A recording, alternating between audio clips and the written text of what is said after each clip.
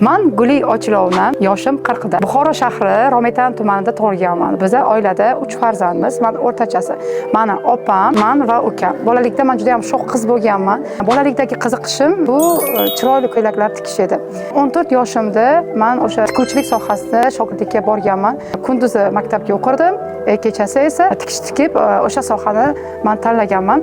14 yoshimda tikuvchilikka borgan bo'lsam, o'sha 16 yoshimda mustaqil kiyimlarni tikishni o'rganganman. 11-sinfda esa ham maktabga borib, ham o'zim bitta katta atelye ochganman. Juda ham mijozlarim ko'p bo'lgan. 16 yoshimda mustaqil pul topishni yo'lga qo'ygandim. Juda ham ko'p mijozlarim bor edi. Men mana shu sohada 25 yil ishlaganman. Turmushga chiqdim, bitta yaxshi inson bilan turmush qurdik. Rometan tumanidan Buxoro shahrida kelin bo'lib kelgan paytlarimda men yana ishimni noldan boshladim. Yana tikuvchilikni, yangi mijozlar, yangi atelye ochdim. O'sha mijozlarni ishonchiga kirishim uchun o'zimni juda ham kuchli dizaynerligimni isbotlash uchun juda ham ko'p mehnat qilganman.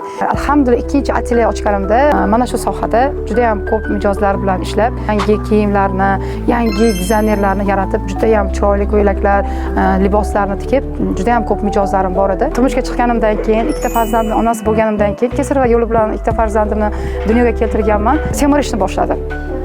Kundan kunga vaznim ortish boshladi. Amma xolalarim semiz, baribir men naslimda semizlik bor deb yurganman. Ishoning, 16 yoshidan pul topib, o'zini atelyesini ochgan, juda ham mijozlari ko'p bo'lgan Gulidan asaram qolmadi. Chunki kundan kunga menga ortiqcha vazn ortish bilan birgalikda o'zimga bo'lgan ishonch so'nishni boshladi. Samatsenga tushib ketdi.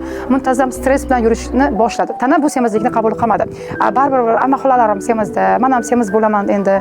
Baribir meni naslimda bor deb yurganman. 64 kilogramdan 105 kilogramga semirishim turli xil kasalliklarni kelib chiqishga sabab bo'lgan. Menga eng yaxshi beradigan motivatsiya bu meni mijozlarimning natijalari.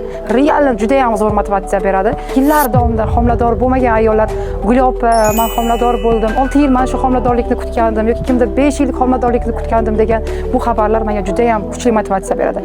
Eng zo'r yana beradigan motivatsiya juda ham yosh katta onalar bilan ishlayman. Ular bilasiz, shunaqangi duo qilib menga sog'ligimdagi muammolar ketdi, Gulixon deb shunaqangi duo qilib menga yozishadi, telefon qilishadi. Juda ham ko'p ayollar qon bosim bilan yurishadi, har xil dorilar iste'mol qilishadi. Yurakdagi muammolar bo'lgan ayollar juda ham ko'p. Ular bilan ishladim. Ulardagi natija, ulardagi sog'liklardagi o'sha muammolardan xalos bo'lishlari men juda ham motivatsiya olaman.